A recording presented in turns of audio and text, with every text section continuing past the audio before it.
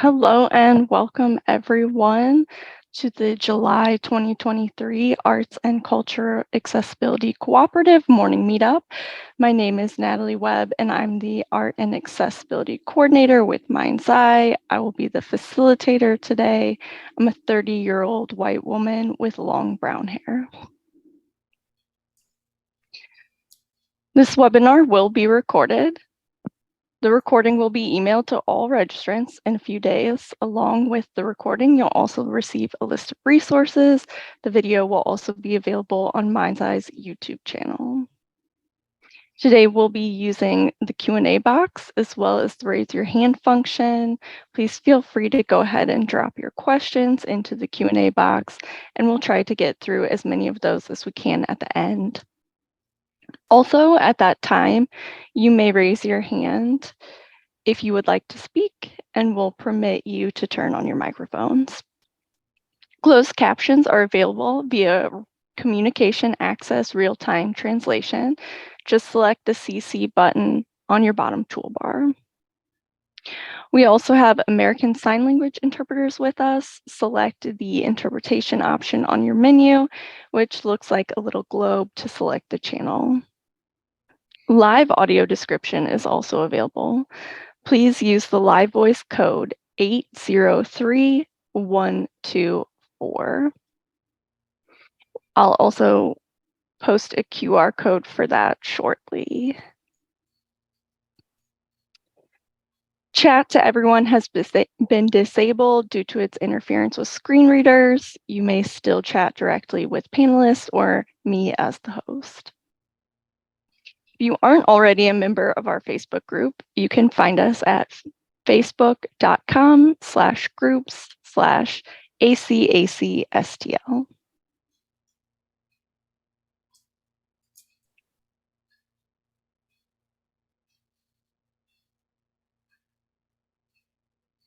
We would like to acknowledge that MindsEye is located in Belleville, Illinois, the ancestral lands of many people, including those commonly known as the Quapaw, Miamia, Osage, Kaskaskia, and Kickapoo.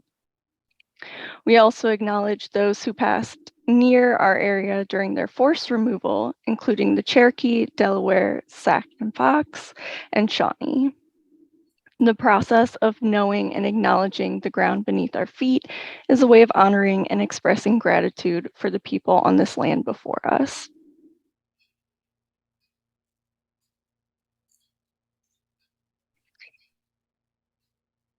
Without further ado, please join me in welcoming our speaker for this morning's meetup on neurodiversity in the workplace, Emily Kircher-Morris. We're very excited to have her here with us today.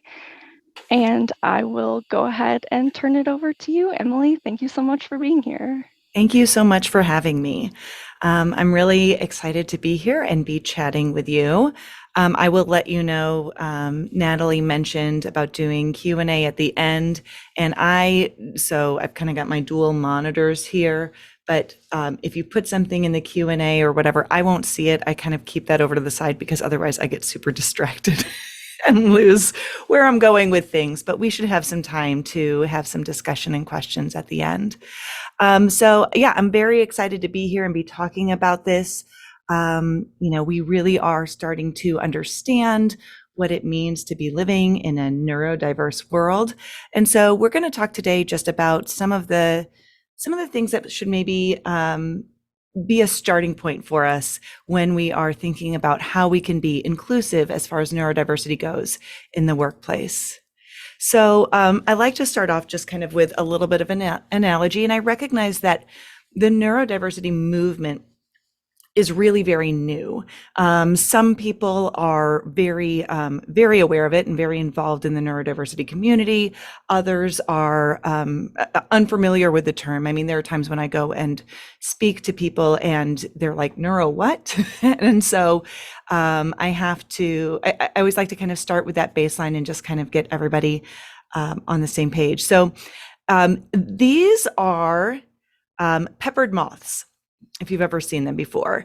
And you may recall from your high school biology class, perhaps, a story about peppered moths. But Just to refresh your memory, in case you don't recall that story, peppered moths are very prevalent in the UK. And during the Industrial Revolution, the peppered moth population had a dominant trait of being that kind of very speckled, more whitish colored moth. That was the predominant type of peppered moth. But there was also a mutation in some of the genes that would create some of these black colored peppered moths. During the Industrial Revolution, what occurred was because there was so much soot and pollution that it got on the trees and the buildings and everything else, that the black colored peppered moths, those that had that mutation, actually became more prevalent because that variation in their genes allowed them to survive. It allowed them to camouflage more effectively. And I kind of go a little bit, take the analogy to the point of absurdity a little bit, but I think it's worth noting. I think about neurodiversity and I think about biodiversity and specifically like what this might have been like for these moths. So I'm going to attempt to do an English accent. It will be terrible. I will promise you that. And so, but if we had these peppered moths and they were sitting here and they were having this conversation, we might say, one of them say, "Oi, Colin, have a look at Niles over there. He's so weird." I certainly don't want to be associated with the likes of him. He'll probably get us eaten by a bird. I don't know. It might be an Australian accent. I'm not really sure. But then here's Colin, as a matter of fact, biodiversity is an asset to our species. I might look a little different than you, but for the things that make me different, make all of us stronger. And that really is the point of neurodiversity. So neurodiversity very much is aligned with the concept of biodiversity, recognizing that the differences among species are what make them stronger. We can also value cultural diversity and the differences and the impacts that it brings to our world. And then, of course, we have neurodiversity, which is all these different brain functionings, and recognizing that somebody who is neurodivergent is not broken. They don't necessarily need to be fixed. They may need supports and accommodations, but we want to value those differences. We want to value those things that make them who they are, and allow them to live their authentic lives. I think one of the things that we're realizing about neurodiversity is just that it's been here all along. We have a lot of conversations frequently where people are like, "Oh, autism specifically, there's this epidemic of autism." And what we're really recognizing is that there is no epidemic of autism. Autism has been here all along with all of the other types of neurodivergent brains that we might see. But we're starting to recognize this, and we're also working to really destigmatize neurodiversity and destigmatize the different types of mental health pieces that kind of go along with that sometimes, and how we can help people live their best lives. So just a little bit about me and about my background. So I am the host of the Neurodiversity podcast. We started this podcast, my husband and I, in 2018, and so we've progressed quite a bit since then, and it covers all things related to neurodiversity. Now, I have my background actually is in education. I started as a teacher and I taught in both elementary and middle school levels. I also worked as a school counselor, and I worked in the general education classroom, as well as I have a master's in gifted education. So I worked there for a while, but recognizing that there's a lot of neurodivergence within that population as well. And then I really knew that what I was passionate about was supporting the social and emotional needs of the students I worked with. So I have a second master's degree in counseling and family therapy, and that's primarily what I do now. I work as a clinical mental health therapist, working with neurodivergent kids, teens, adults, their families, all of those pieces. Part of the reason why this was so important to me was because of my experiences growing up. So I was diagnosed with ADHD when I was in 5th grade. And this was back in the early 90s. So this was at a time when many people were not diagnosed with ADHD. We were really just kind of learning about it, as well as especially girls really weren't identified. But my mom was an educator. She was actually a special education teacher. And she knew that the struggles that I was having weren't typical. And so I got this diagnosis. I started on medication, but it was a lot of, my teachers didn't really know how to support me. I didn't really know how to self-advocate. It was a lot of discipline and behavioral stuff that was really not very effective. And school was just really hard for me. I always like to also share that although I don't have an autism diagnosis, when I look back at myself as a child, I recognize a lot of those autistic traits in myself. I recognize them now as an adult too, but especially as a child. And I know that if I were assessed in today's world, I would probably be also assessed for autism. I don't know if I would meet that threshold, but there are a lot of those pieces that really fit with the experiences that I had. I often feel like autism today is where ADHD was back then, where we're really starting to understand it more, learn about it more, recognize it more effectively, and figure out how to support it. Although I will also say that I think how we're supporting even ADHD really just within the last 5 to 10 years has started to shift as well. And so, but it's really important that we do that. So I want to share just a couple of ideas about why it's important to create a neurodiversity affirming workplace and how we can do this.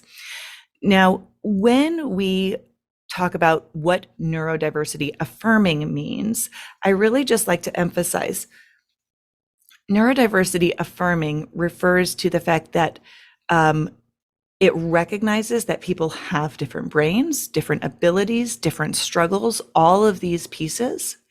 And we want to allow people to build on their strengths, but also have supports for the areas that they need support, and that they don't need to try to be the square peg that's fitting in the round hole. So that's, a kind of just the premise of what it really means to be neurodiversity affirming. So one of the biggest pieces about having a neurodiversity affirming workplace is having a workplace that values differences.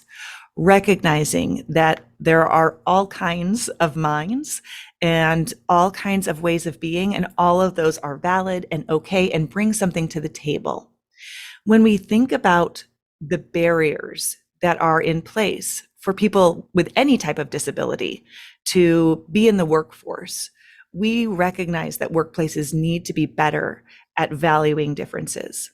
So, for example, one way that we could value differences more effectively in the workplace is by recognizing that our hiring processes, just for example, are really huge hurdles and barriers for many neurodivergent people. Because while somebody may be excellent at the job that they are applying for, the skills that are needed to interview for a position are not necessarily aligned with those. So how do we work to remove those barriers, to value those differences, to recognize that people communicate in different ways, that people need different types of supports. For example, I was on a panel at one point in time about neurodiversity in the workplace, and one of the panelists was actually the Neurodiversity Hiring Initiative director, or I don't know exactly what his title was, but for Microsoft.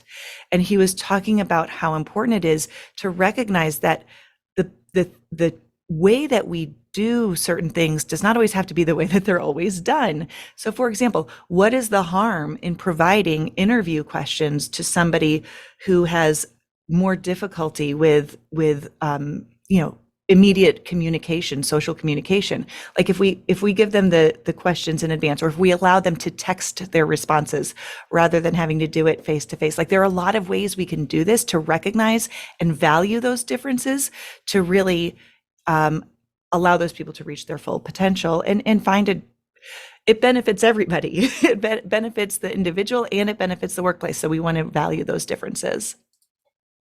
This kind of goes along with the next concept, which is just really being strengths-based. And, it's interesting from a neurodiversity perspective, when we're thinking about what is a strengths-based approach, many of us, as we've gone through school, have had experiences that were not strengths-based.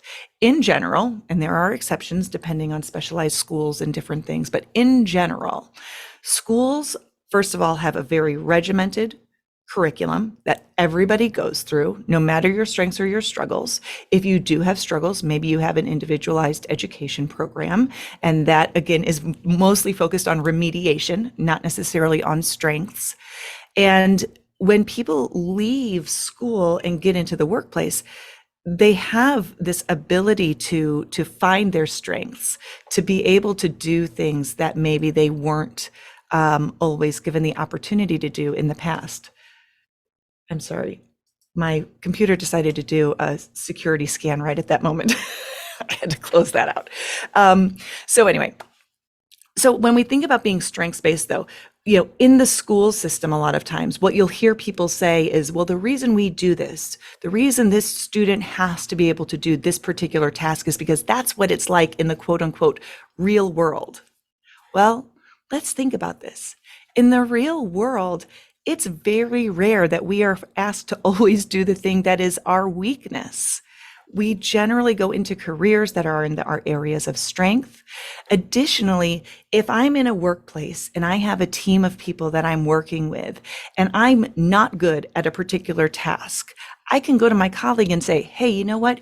You're really good at this piece. Can you help me with it? Or do you mind taking this on and I can take on your piece, whatever that might be. The real world is much more flexible. And so we want to lean into that flexibility to find those strengths and let people really leverage those strengths to be successful in the workplace. Building from that is a collaborative workplace.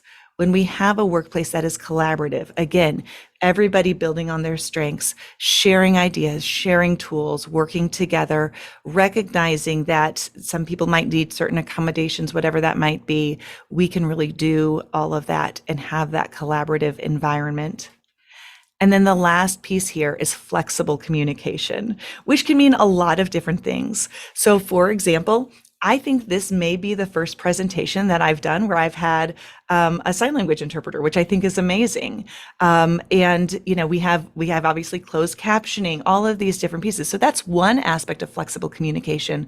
The other aspect of flexible communication really has to do with understanding that people communicate in different ways. So for example, somebody who is neurodivergent, let's say perhaps autistic, they might really be very direct and straightforward or need direct and straightforward communication back and forth. The problem is that if we're not flexible with our communication, that can be perceived as abrupt or rude. And we need to realize that different people communicate differently. So we really want to find ways to understand how people best communicate and give them some ways to do that. One of the things that I have done in my office, so I have my private practice and I've got other clinicians who work here with me, but we actually have a document that has how to work with me. And it includes things like, if you have a question for me or a request, or if you have to give me some negative information, or if I'm asking for information, like here are my preferences, here are the things that work for me, so that we can refer to that to make sure that we're always understanding each other and communicating in the ways that are best for everybody. So we want to be very flexible with that communication. Another piece that we have to recognize is that there is a lot of fear about disclosing neurodivergence in the workplace because there's this stigma that is surrounding it. We have to actively make sure that our workplaces are neurodiversity affirming, because if we don't, there's this underlying influence and bias, this implicit bias about people who don't interact the way that we expect them to, who don't follow, have executive functioning differences, or again, communication differences, all of these different pieces that can cause troubles. But at the same time, like, we need to be able to disclose those things because we need to be able to ask for accommodations. We need people to understand what our needs are when we aren't a neurodivergent, or this really kind of applies to all disabilities. So when we talk about neurodiversity, all of us together are neurodiverse. Neurodiverse has to do with the variety of brains that we have within the human population, right? But then there are some neurodivergent diagnoses or labels that we might kind of consider. So you've heard me mention autism and ADHD. That tends to be what people often think of when they think about this, but there are many other diagnoses that also fit under this neurodivergent umbrella. So Tourette's comes to mind, different levels of cognitive ability, whether it's giftedness or intellectual disabilities, like those are part of being neurodivergent. We talk about Tourette's, like lots of these different pieces that kind of fall under this. But basically what it refers to is just recognizing that there are different types of brain wiring that influence how we function and how we learn. So learning disabilities, for example, with dyslexia, we know that there are differences in how the brain processes written language and phonological processing with the Broca's area in the brain, and how that all kind of is wired differently. And so people who are dyslexic end up kind of having to compensate in different ways. And even if they develop coping skills as they get older, as they enter adulthood, even if they don't look dyslexic, their brain is still wired that way. They've just found workarounds. And that's the same with all of those types of neurodivergence. And so we recognize that this is really part of who people are. And that kind of leads into this next piece, which is about identity first language. So as somebody who has degrees in both education and psychology, I know that I was taught professionally to use person first language. So a person with a disability, or an individual with autism, or a student with ADHD, whatever that might be. But what has happened is that the neurodiversity community really has sought to reclaim and embrace the identity first language. So I am an autistic person, or I am an ADHDer, which again is kind of an odd little quirk in the language, but it kind of fits. It's like it's about who I am, and recognizing that if you took this part of me away, it would change who I am, because who I am is how I communicate, how I have relationships, how I connect with other people. And it's not like we could just get rid of this little pesky neurodivergent piece of me and I would then somehow be a full person. And I really like to mention that there are other communities, and I think the disability community in general has a lot of conversations about this type of language. But I do like to mention that because I feel like if you are hearing me say during this talk and hearing me use identity first language, if you're unfamiliar with that, it may, like, sometimes people are a little bit confused or uncertain, or even upset that I'm doing that. I also always like to say, of course, that if there were an individual who had a particular preference for the term that they would like to use, of course, I would always default to that. And so just kind of recognize that different people have different terminology, and we can value that in the workplace as well. I suspect that probably many of the people who are watching this today, who are watching the recording later, are familiar with the social model of disability. But this really is something that we want to consider as we talk about being neurodiversity affirming. And it has to do with specifically, how do we provide accommodations for individuals in the workplace? So let me preface this by saying there is really nothing that I say that is not without nuance. And it's always difficult when I'm doing a presentation to really get into all of that deeper level of nuance with some things. So please don't take this. This is an example. It's a just kind of a way to share an idea, but recognizing that there are other pieces to it. But I do think that the social model of disability is useful to recognize that while somebody may have an impairment of some type, whether that's with communication or executive function, whatever their impairment might be, with reading, with writing, who knows what it is. It's really not a disability until society fails to make an accommodation for it. Okay. And what we also have to recognize is that accommodations in general are not just good for the people who quote unquote need them. All of us use accommodations at different times. So, for example, an accommodation for somebody who is a wheelchair user is that there are ramps in different areas. Well, who among us who maybe is not, doesn't need that ramp has used it at some point in time, right? When we make accommodations available for everybody, it's good for the entire community. So we can recognize that when we view disability through this lens of the social model, we can identify the fact that we can reduce the impact of all of those impairments just by making things accessible. And that obviously is a piece that we really always want to work on. I do like to really kind of mention that while I feel like the neurodiversity paradigm really is focused on destigmatizing and recognizing the strengths of being neurodivergent, I want to be really cautious about going too far to the other side. And this kind of piece, like, with ADHD is my superpower or autism is my superpower, is the strength. I think it really needs to be a both and conversation.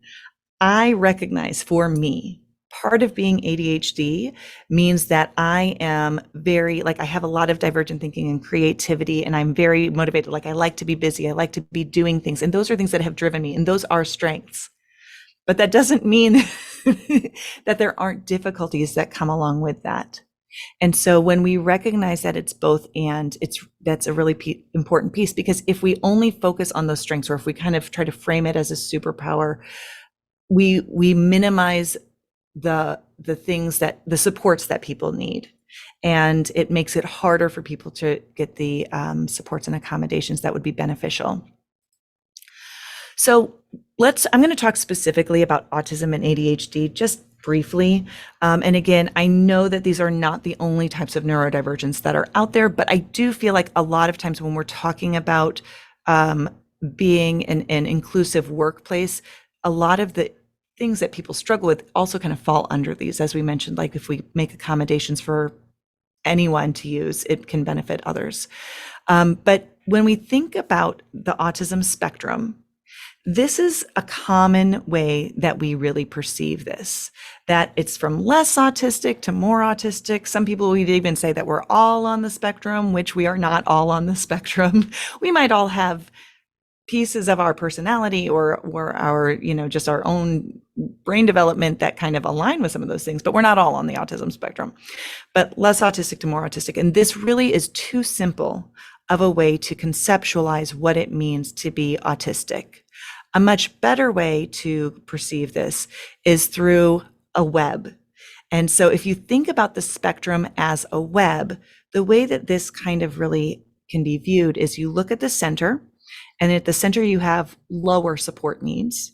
And as you move outward towards the outer edges, it would be higher support needs. So in this particular profile, you might have somebody who, let's start at the motor skills piece, has very low support needs as far as motor skills.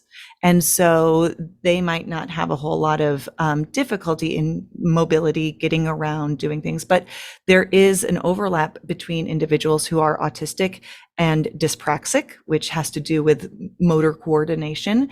And so some individuals really struggle.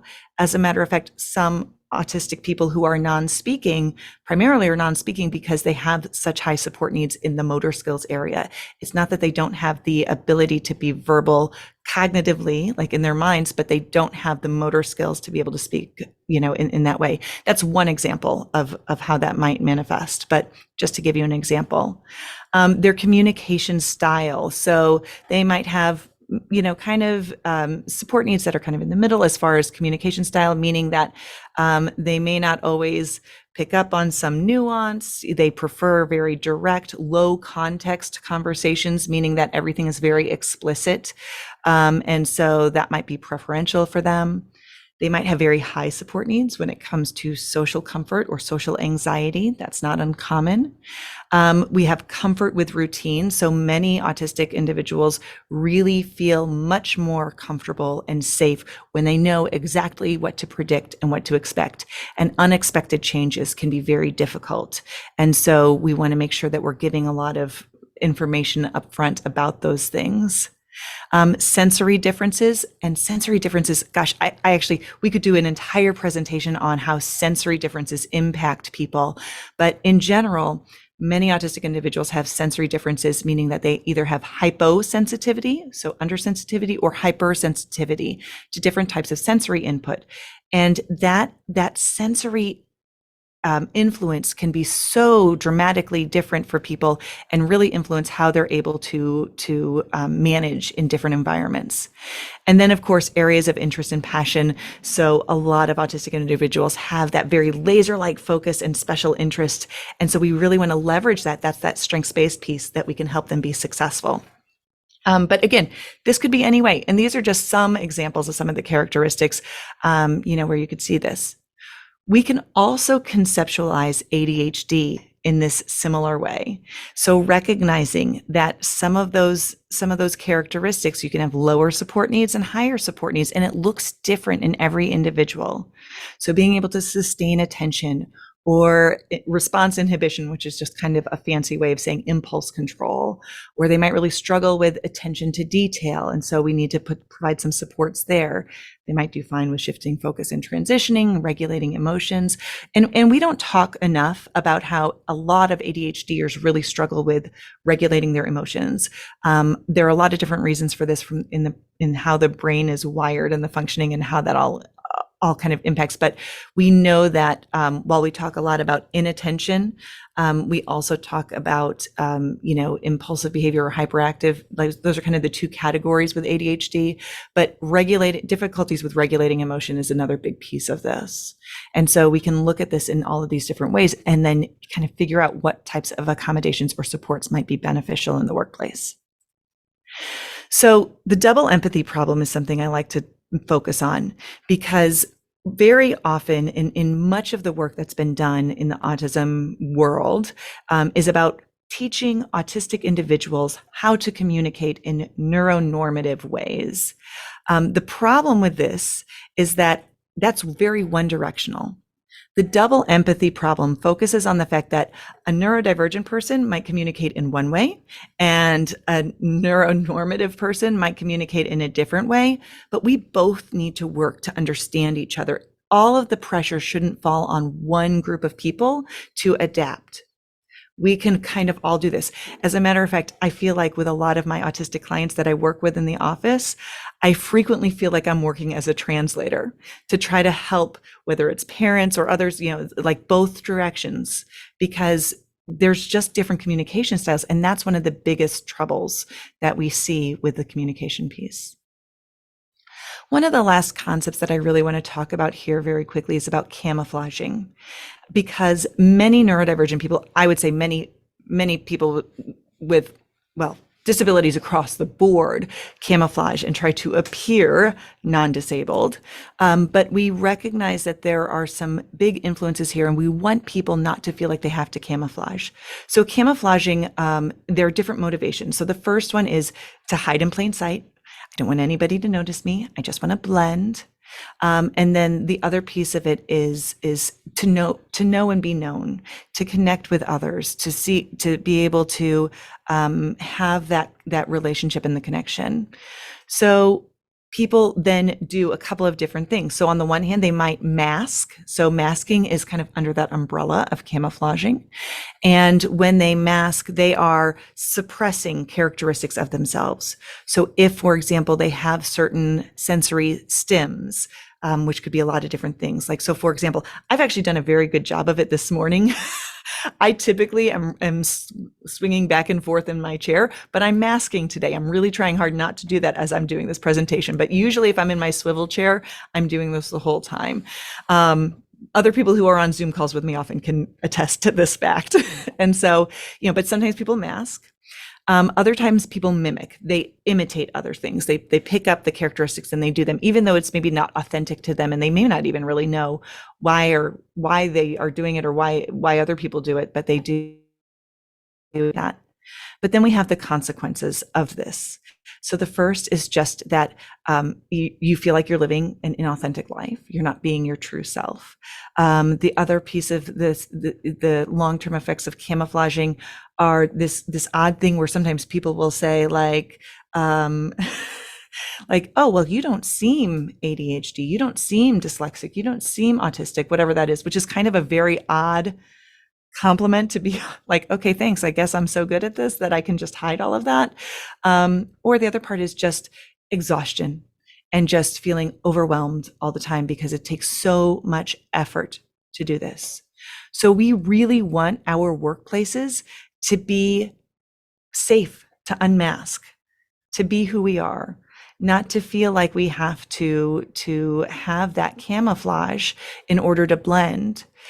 So for example, I don't know if you've noticed, but I've got this little fidget ring in my hands that I've been using this entire time. This is very helpful for me as I do my presentations, along with now my spinning. Now that I've brought it to my consciousness, I'm going to end up doing it anyway. But I know that the people in my workplace and even my clients are very familiar with those things, and there are different things that we do, and that's just okay. We just make it okay. But we need to talk about those things. We need to make sure that we're assuming best intentions and allowing people to have that safety to unmask. Part of the risks of camouflaging. So this is a picture of my son. He is camouflaging as a banana. I don't know. He gave me permission to share this photo. I think it's kind of funny. And so, but there are risks that go along with this. So first of all, if people are constantly camouflaging, they're going to avoid risk taking. And that can also lead to perfectionism. Like, I always have to be hyper vigilant about doing these things the right way, in a certain way, so that I'm not found out. It leads to obviously a lot of anxiety, as well as isolation and possibly withdrawal and burnout, which is then also very often coupled with depression. And what we really need to recognize is that when neurodivergent people are asked to be in an environment where they constantly have to camouflage, burnout is a very real risk. And so what is burnout? Burnout is something is caused by prolonged exposure to chronic stress. And there are three main characteristics that go along with this. So the first one is overwhelming exhaustion, just feeling like totally tired all the time. Feelings of cynicism, just feeling really negative about all the things. And then also just this feeling of being ineffective or having a lack of accomplishment. And when we're thinking about it in the workplace, if our coworkers or are experiencing burnout, that's not good for the culture in our workplace. It's not good for those individuals. It's not good for retention of the people who are working with us. And so we really want to make sure that people are getting the opportunities to be authentic, to feel comfortable with things, and really get the supports that they need, the accommodations that they need, whatever those might be. So those are the things that I feel like are really important. I've left plenty of time for some Q&A and some other discussion. I don't know, Natalie, if you or somebody else wants to maybe moderate that a little bit, or if you want me to kind of do that on my own. But I'm going to stop my screen share now, and we will kind of go from there. No, I will definitely help moderate that. Perfect. And we have our thank you so much for everything. Let me go ahead and switch over here. Yeah, please drop those questions, or you can also raise your hand. We can unmute you. I don't see any questions yet in our Q&A box, but I'll go ahead and start us off. What would you say, like, your biggest from everything you've said, and I know you mentioned, and I love that recommendation of having like a document of how would I like to be communicated with. Beyond that, what do you think, like today, something you could do today, if I'm going back to my workplace after this webinar, my regularly scheduled duties, like what is something I could get started on within our workplace? Yeah, I think one of the very first things really just is, well, you need to determine what type of culture you have just about disclosing those types of neurodivergence. How do we talk about that? What is our culture surrounding that? Do people feel safe disclosing it? Is there a process for being open about that? You know, the other thing, and I didn't mention this, but while we talk about neurodivergent people feeling safe disclosing about themselves, we also really have to recognize that there are probably neurodivergent people that we're working with who maybe don't even realize that they're neurodivergent, Yeah. or that are having kids, like they have children and then their children get diagnosed and then all of a sudden they realize that about themselves. Because again, for adults, we're just now getting to the point where, like let me tell you this quick story. When I first started teaching, so this was almost 20 years ago, not quite, not quite 20 years ago, but almost 20 years ago. I had the school counselor who came into my third grade classroom, and she said to me, you know, this one student in your class, I think he has this thing that I just learned about at the school counselor's state conference called Asperger's. So 20 years ago, the school counselor at our school had just learned about this. So think Oh, about how far we've come. But along with that, what that means is that in the last 20 years, we've finally gotten kids who were diagnosed when they were younger with some of these things. So now they're entering adulthood, they're entering the workplace, and they're bringing some of that with them. But in general, though, most adults did not grow up at a time when many of these things were really recognized. So Asperger's, which is not a term that we use any longer, but it was originally put in the Diagnostic and Statistical Manual in, I believe it was 1994. It was right around then. But even before that, that wasn't even a diagnosis that was really given. So there's just this process of awareness that has taken place. So we have to take that into consideration in our workplaces. Like, what is our culture about how we talk about these things? How do we disclose them? And so if you're somebody who's in an administrative or supervisory position, really being intentional about how you make that environment safe and how you foster those conversations about accommodations. Like, to me, that's the basic starting point, and getting feedback from the people that you work with about what are their experiences, what's working for them and what's not. And I think then that helps to build a foundation, and you can move forward from there based on what your environment is, you know, and based on what the specific needs are within your organization. yeah, absolutely. And actually, I just happened to find out that someone in my own family is neurodivergent and had no idea. So Yeah. that's how much it can be hidden. They are invisible, and we're celebrating Disability Pride Month. These are the less seen. Yeah. So thank you. And we do have another question here. What are some strategies for advocating for workplace accommodations when met with resistance due to constraints, be they budget and/or a lack of perhaps understanding of this area of disability? Yeah, that's a really great question. I think part of it is recognizing that many accommodations, especially, well, many accommodations in this realm that we're discussing don't often cost a whole lot. I mean, it's more about um, like environment, like, you know, I had somebody who was you know, she was a computer programmer, right?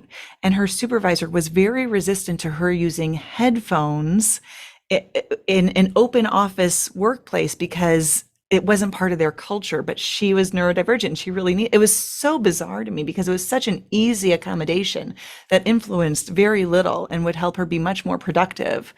Um, I think, you know, while I'm an idealist, I also recognize that we live in the real world. And so, the budget piece is something to consider. I guess my thought would be, as you're building this, where can we start with the low hanging fruit? Where can we find the things that are maybe just a little bit easier to do that?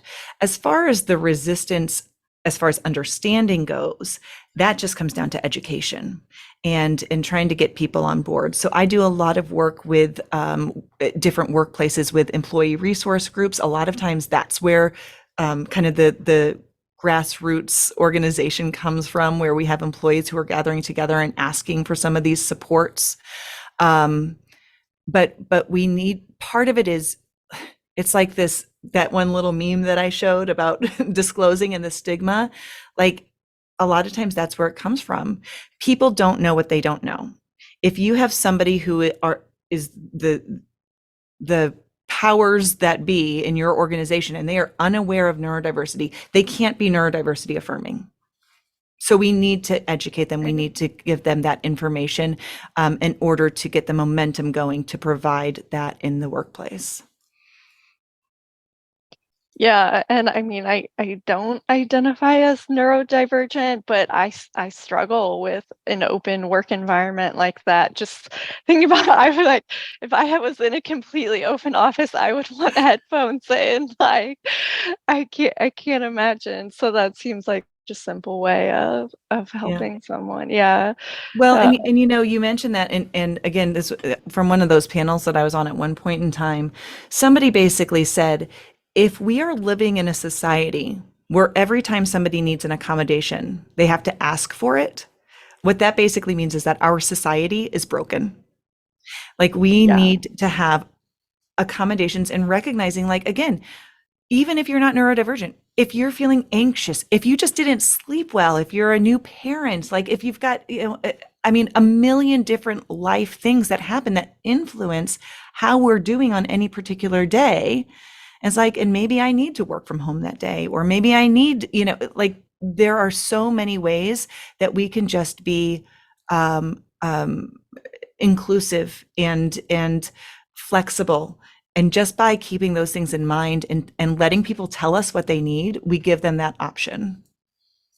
Absolutely. And hopefully, I have seen some positive things certainly come out of the pandemic for Yes. flexibility in the workplace. But yeah, I mean, there's just so much and so much left to do. That's always, the conversation. Yeah, we've made great strides. Let's celebrate those wins, but there is always so much left to do.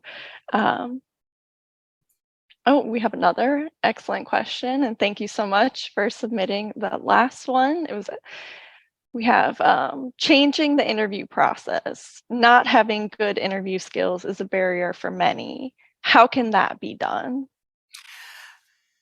I think the easiest thing is to, when you are scheduling interviews with people, let's say they've sent in their application or their resume or whatever, and they look like maybe a good candidate. When you schedule it, say, or maybe even on the application, or I don't know, somewhere in that process, are there accommodations that we could provide to you that would make the interviewing process easier? And so, for example, I do, it's not the same as a hiring process, but for the podcast, we are interviewing people constantly. And so we are always asking what those accommodations might be. Maybe doing an interview virtually so that they could have closed captioning would be a great option for them. Again, maybe providing the questions in advance, or at least some of the questions in advance, or allowing them to do, maybe you're on Zoom, but you're using chat. It's easier for them to type rather than to have to speak.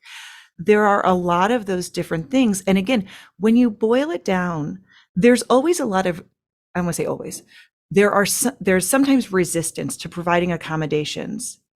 And the question that I always ask is this: what is the goal of what we're trying to accomplish? What is the reason for needing this or wanting this. And if the accommodation doesn't impact that, then let's make the accommodation, right? If somebody has a job that doesn't require them to be forward facing to the public, where they're having to meet a lot of people, blah, blah, blah, whatever, well, then we should make sure that people who experience social anxiety aren't being screened out just because of the interview process, And so I think again, the easiest thing is just to ask people, what accommodations can we provide, and maybe this accommodation. And when you ask that question, why, like, is this really something that will impact? Then we also say, being able to have, we don't provide those in those situations, but then you have the conversation at least.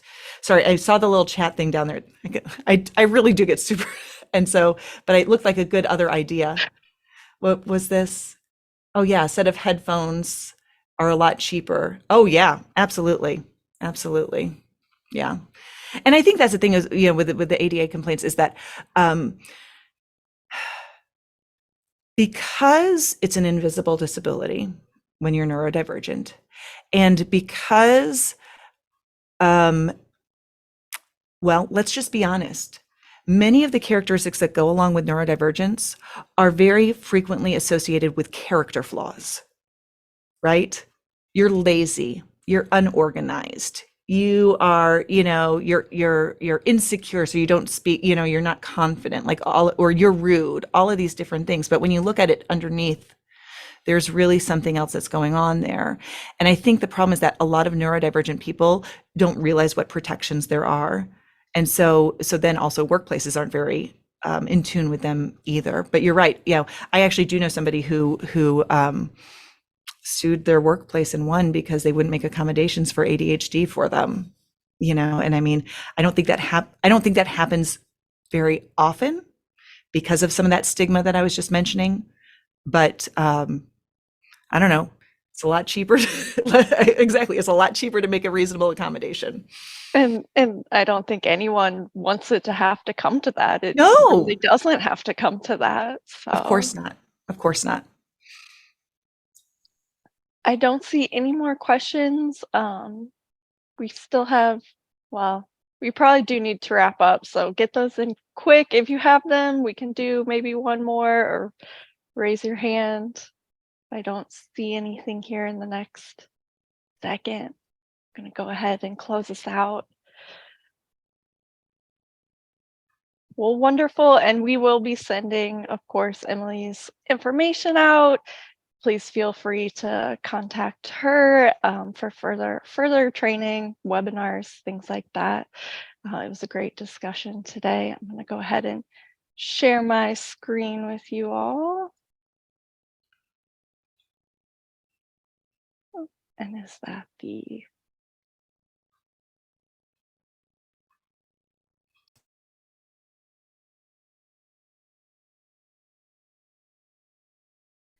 special thanks today to our speaker, Emily. It's wonderful to have you. And to our ASL interpreters from Deaf Inc., Tyler and Hannah. We're always so grateful to work with Deaf Inc. CART interpreter from Hear Inc., LaDonna, and our audio describer today is the wonderful Megan from MindsEye, our very own. She did an excellent job.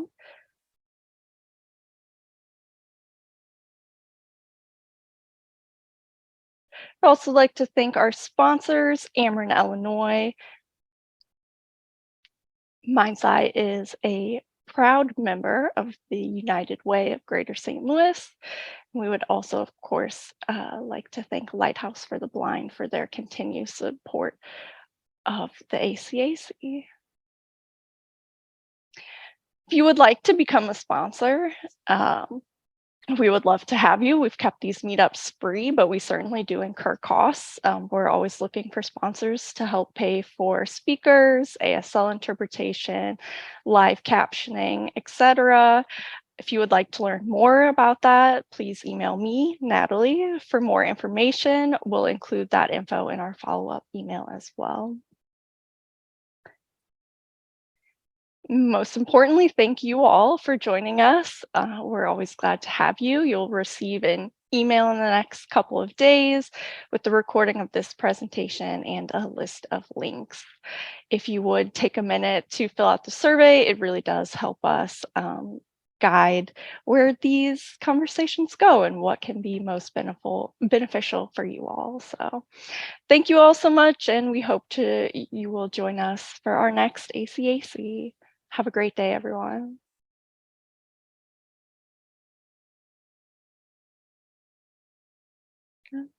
Thank you guys.